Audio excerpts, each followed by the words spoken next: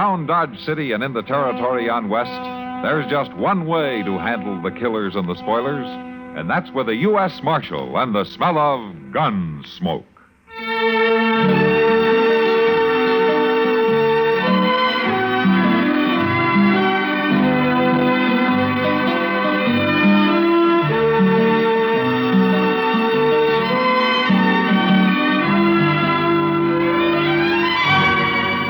Gunsmoke, starring William Conrad. The story of the violence that moved west with young America. And the story of a man who moved with it. I'm that man. Matt Dillon, United States Marshal. The first man they look for and the last they want to meet.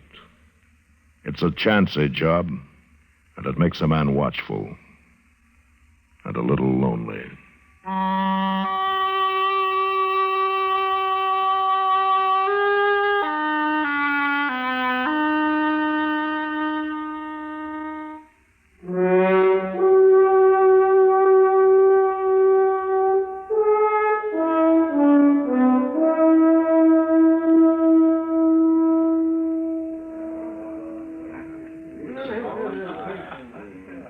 There he is, Matt.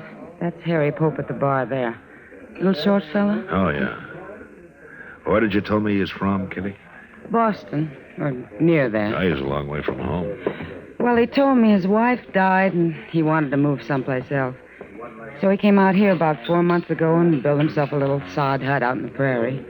Planted some corn. He's trying to raise a few pigs. That's all. Uh-huh.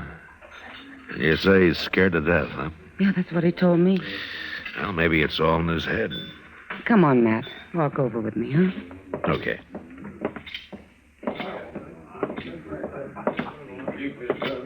Hello, Miss Kitty. This is Marshal Dillon, Harry Pope. How are you, Mr. Pope? Friend, nobody ever called me Mr. Marshal. No? All right. Kitty here tells me that you've been kind of worried lately. Well, it's the Indians, Marshal. They come scratching around at night, and they hoop and holler some, too. Uh-huh.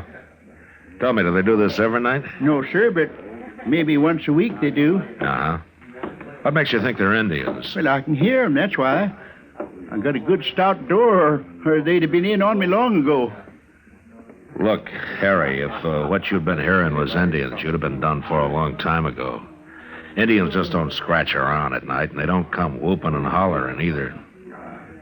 Now, you probably heard talk about Indians, and you're scared of them, and well, it's probably your imagination that's done the rest of it. No, sir, they're Indians, all right. They're right there. I can hear them talking. Then why don't you shoot them? Well, I don't have a gun. And then maybe you better get one. Man needs a gun out here. But if I kill any of them, don't you think they'll go after the whole tribe? No, Harry, I don't think they will. Well, all right, Marshal, I'll try it. I'll get me a gun today.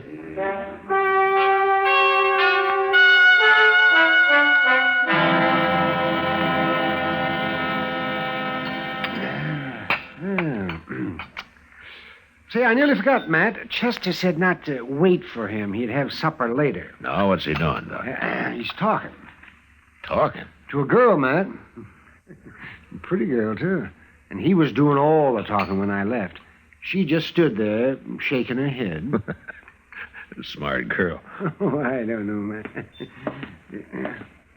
Marshal Dillon? Oh, hello, Honeyman. You know Doc Adams here, Ned Honeyman. How are you, Doc? Why don't you sit down? Yeah. Marshal, you know that new fella, Harry Pope? Pope? Yeah, I met him a couple of days ago. Why? He killed Joe Carter last night. He what? Carter's worked for me a long time. He was one of the best friends I ever had. We buried him this morning. Or did they have a fight? Pope shot him in cold blood, that's all. Out near that hut of his. Blasted Easterner. I'm looking forward to seeing him hung. Were you there, Honeyman? No, Earl Brandt was there. He brought Joe's body back to the ranch. Brandt works for you, too, doesn't he? Yeah, but not as long as Joe. Now tell me what happened. I did. Pope murdered Joe Carter. They were riding by that dirty little sodbuster's hut last night, and he come out and shot Joe and killed him. Maybe it was a mistake, Honeyman. You don't kill men by mistake, Marshal. Now, are you going to arrest him? Well, I'll ride out there first thing in the morning.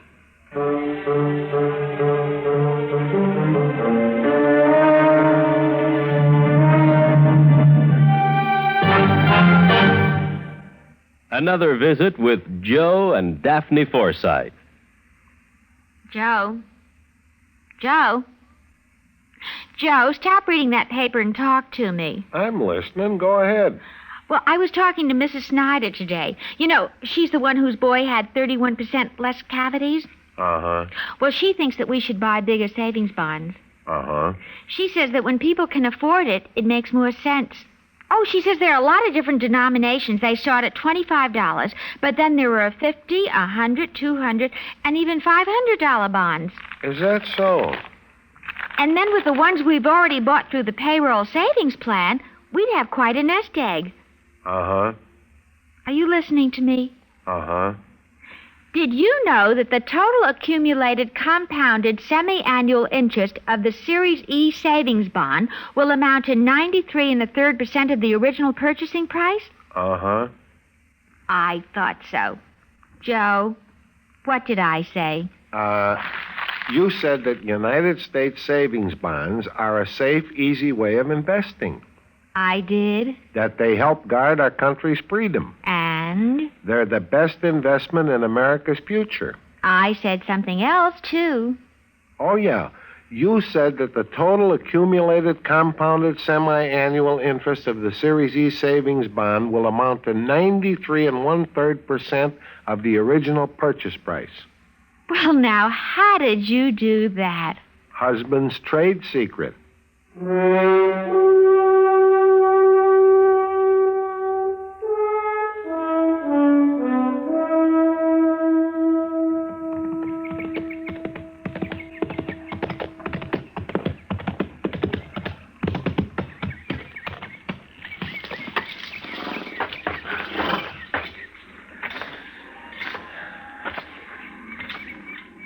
Hello, Marshal. Harry? Well, Marshal, them Indian was back again, all right. Not for last. But I came outside and shot at them like you said, and they rode off. And I just hope the whole tribe don't come after me now. Harry, how many Indians were there? Just two. That's all I saw, anyway. And you say you shot at them. Did you hit them? And I couldn't tell. It was too dark. I tried to, though. Tell me what happened, huh? Well, sir, I heard him just like before. But this time they put a couple of shots in my hut there. I opened the door a little, and I heard one riding off right over that way. I took a couple of shots at him, and then the other one started shooting at me from somewhere. So I ducked inside again and waited. But they didn't come back. They weren't Indians. Well, you always keep saying that, Marshal, but I know better. They were two men who worked for Ned Honeyman. One of them, Joe Carter, you killed. Earl Brandt was the other man. He took Carter's body back to the Honeyman ranch. Oh, my. I'm afraid you made a bad mistake, Harry. Oh, but how'd you know about this, Marshal? Ned Honeyman told me. Well, he could be lying. No, Honeyman has his faults, but lying isn't one of them.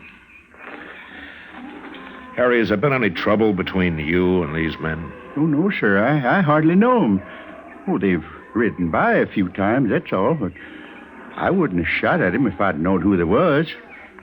Except it couldn't have been. They were shooting at my hut first. It just don't make no sense at all. You going to arrest me, Marshal? Look, Harry, the Indians that you've been hearing around your place don't exist. Indians just don't act that way. But I believe that you think you've been hearing them. Now, maybe it's getting worse with you, and so the other night you heard those men riding by and you just started shooting. You think I'm crazy, don't you? Well, I don't think you intentionally murdered Carter, if that's any help. Then you ain't going to arrest me? No, I'm not. Not now. I'm going to talk to Brandt and Honeyman. But in the meantime, don't get scared and try to run, Harry. Because you wouldn't get very far. All right, Marshal.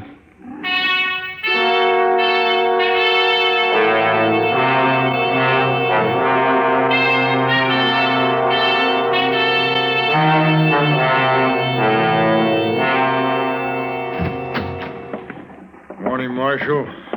This here's Earl Brandt I brought with me. Marshal, I figured you'd want Brandt's report for the trial. me and Carter was good friends. I am to see that Yankee sodbuster hung. All right, Brandt, tell me about it. There's nothing to it, Marshal. Me and Carter was riding past his place, and he come out and started shooting at us. He killed Carter. I took a couple of shots at him and drove him back inside that hut of his. And I packed Carter onto the ranch. Will you swear to that in court? Why shouldn't I, Marshal? That little murderer been telling you something else? Yeah. He thought he was shooting at Indians. Indians? Why, that miserable dog. You weren't there, Honeyman. How do you know what happened? Brandt told me what happened. Who else would have shot Carter? Brandt, why do you think Pope shot at you? Well, I don't know, Marshal. He's crazy, I guess. Is that all? That's enough, isn't it? He killed Joe Carter. What difference it make? The difference between murder and something else? Well, bring him in here and ask him. I'll beat the truth out of him if he lies. He isn't here. What? I didn't arrest him.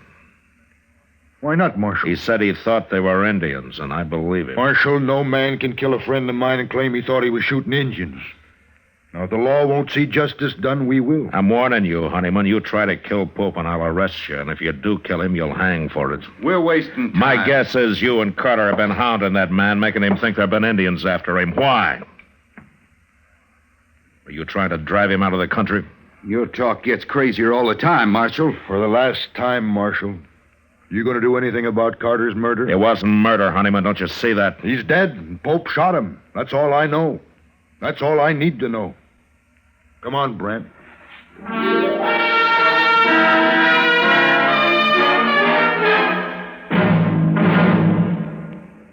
Another visit with Joe and Daphne Forsythe. Hey, honey, I'm home. Daphne. Drop dead. Uh-oh, what's the matter, honey?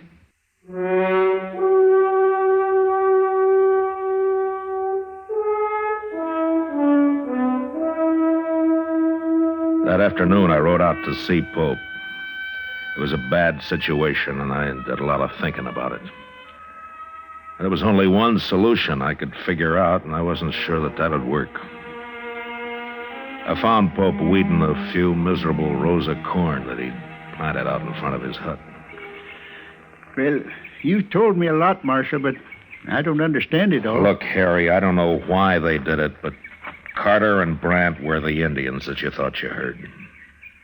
I know. You what? Well, I figured that you know what Indians are like and that you wasn't lying to me, so it must have been Carter and Brandt. Oh.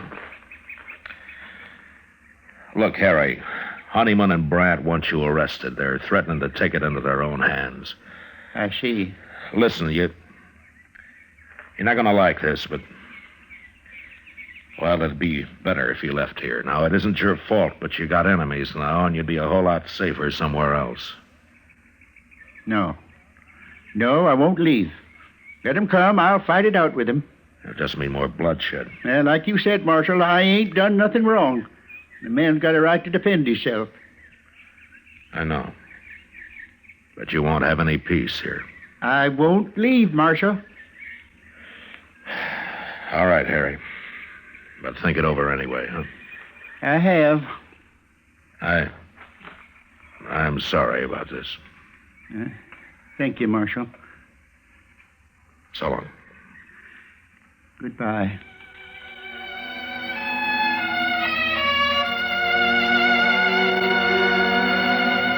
Pope went back to weeding his corn, and I rode off past his little hut and around the narrow bluff he'd built it against. I'd gone maybe a half a mile beyond when I heard 2 rifle shots behind me. I turned and raced back to the bottom edge of the bluff where I dismounted and walked up to where I could see around it. And just then I heard a horse coming along the trail, and I stepped back and waited.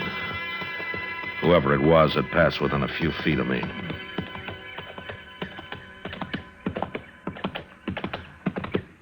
Bryant, hold it! Don't shoot. Just keep your hands up.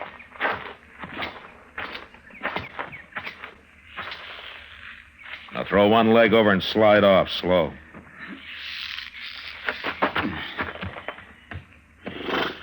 How long you been here, Marshal? Turn around.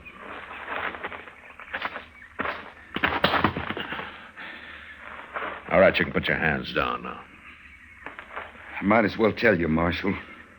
I just shot that Yankee sodbuster. Now, that's something to be real proud of, Brent. He killed a friend of mine. Pope meant no harm to either one of you. What were you trying to do to him, you and Carter? We were just having a little fun. Fun? Well, we'd have a drink or two and ride over now and then, give him a few war whoops. He'd just sit in his hut and shake. One night I sneaked up to the door and I could even hear him crying inside. He was sure scared that time. Well, that must have been a lot of fun. Not as much as next day when we'd ride back and hear all about how the Injuns was after him. Yeah. He'd been all right if he hadn't gone and bought himself a gun. I advised him to. You did? I'm sorry if I spoiled your fun, Brent. Carter's dead because of you. Does Honeyman know about this? I told him I was going to get Pope, is all. And he agreed? Well, he just said he sure hoped somebody'd get him.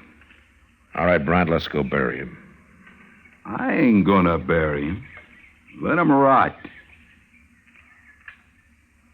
Brent, you'll bury him or I'll bury both of you. Now, you take your choice. Sure.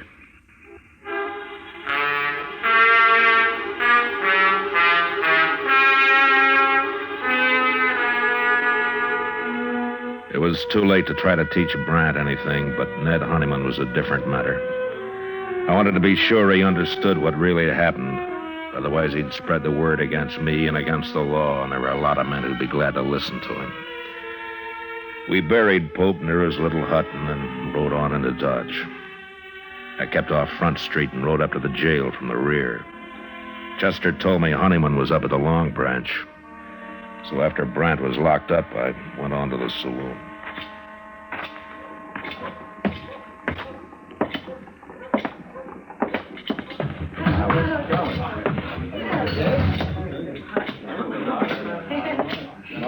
Hello, Honeyman. What do you want, Marshal? I've been talking to Brant. He's told me the whole story. Where is he, anyway? He told me that he and Carter had been having fun, as they called it, with the Pope, making him think they were Indians. I don't believe it. But even if they had, is that reason enough to kill a man? Pope was acting in self-defense. He wouldn't have shot Carter otherwise. It was a mistake, but Carter brought it on himself. I don't believe it. Honeyman, do you want law in this country or don't you?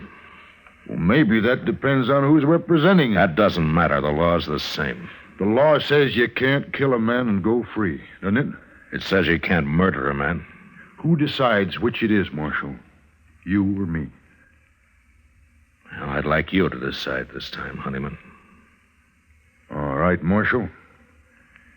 Go arrest Pope and get him hung. That's how I decided. Pope's dead. You wanted him killed. He's been killed. What do you mean? You said this morning you'd take justice into your hands, didn't you?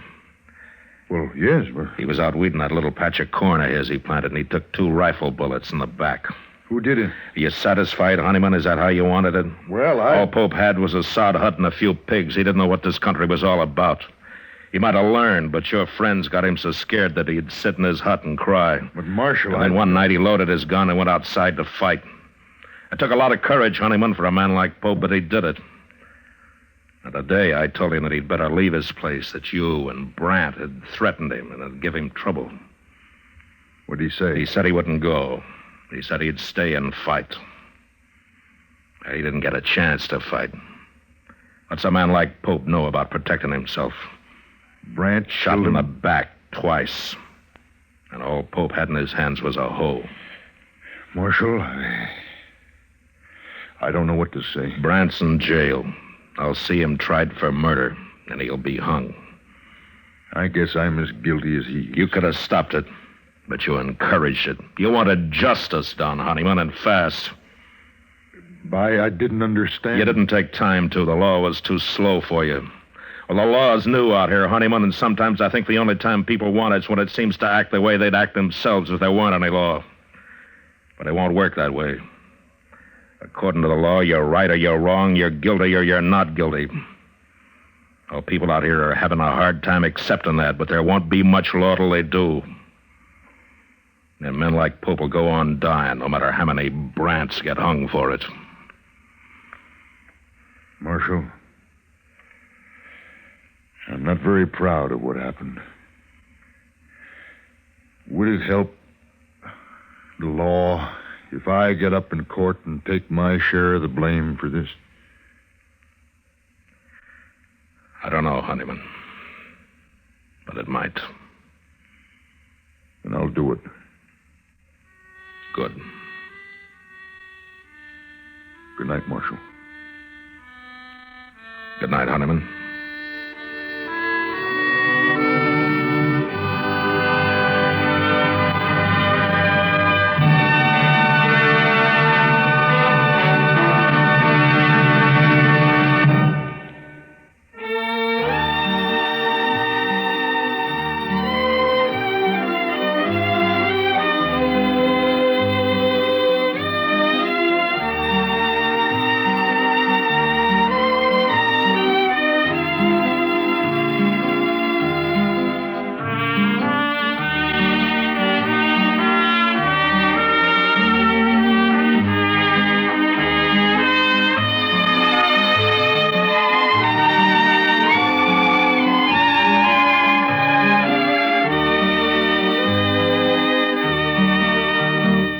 Gunsmoke. Produced and directed by Norman MacDonald, stars William Conrad as Matt Dillon, U.S. Marshal. The music was composed and conducted by Rex Corey. Sound patterns were composed by Ray Kemper and Bill James. Featured in the cast were Parley Bear as Chester, Howard McNear as Doc, and Georgia Ellis as Kitty. George Walsh speaking. Join us again next week for another story of the western frontier of America in the 1870s on Gunsmoke.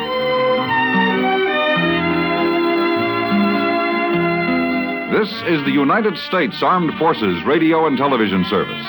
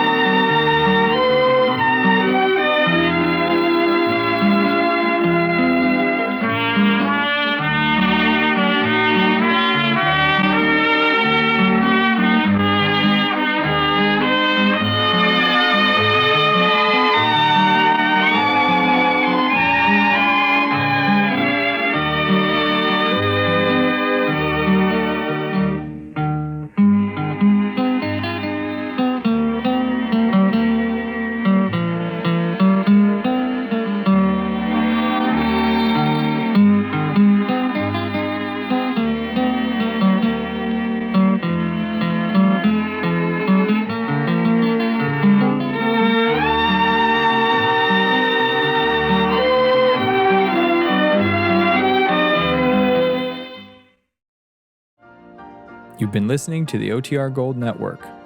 Find more classic radio at otrgold.com.